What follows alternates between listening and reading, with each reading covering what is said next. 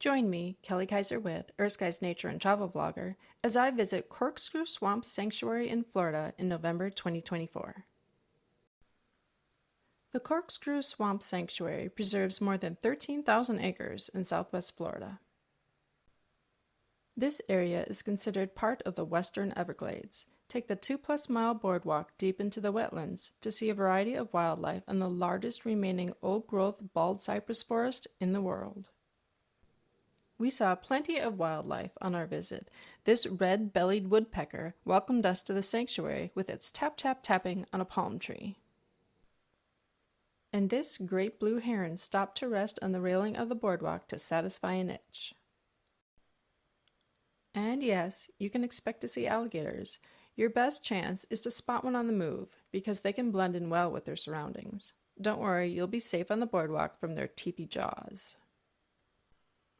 Can you spot the alligator in this scene? No?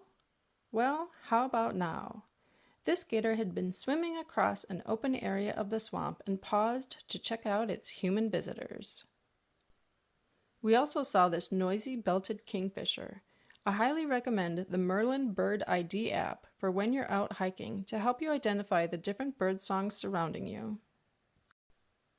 I spent a lot of time looking up high in the trees, hoping to spot a panther, but instead I saw a raccoon padding around the upper branches of this tree. And I'll spare you the visual, but there was a panther on the boardwalk not long before we arrived. It left behind a large, fresh pile of scat with fur in it that one of the volunteer naturalists pointed out to those passing by. But Corkscrew Swamp Sanctuary is as important for its flora as it is for its fauna. More than 90% of original forests in the U.S. have been cleared, so this old-growth forest is rare.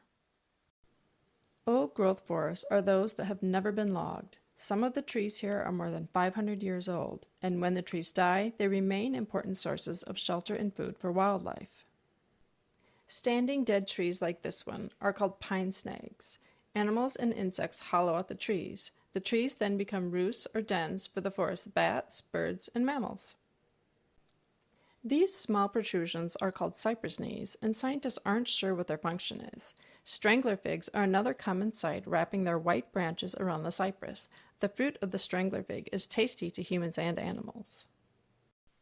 The sanctuary is part of a watershed that supports Naples and Bonita Springs. These wetlands reduce flooding, add more water to the underground aquifer, and reduce the risk of wildfire. In addition, the wetlands act like huge water filters. The plants and soil filter out pollutants and absorb nutrients from the water. If all these nutrients made it to the Gulf, they could trigger red tides. Corkscrew Swamp Sanctuary is run by the National Audubon Society. There is an admission fee to get in, and for a few more dollars, you can pick up a wildlife and habitats guide. If you're in Southwest Florida, the sanctuary is well worth a visit.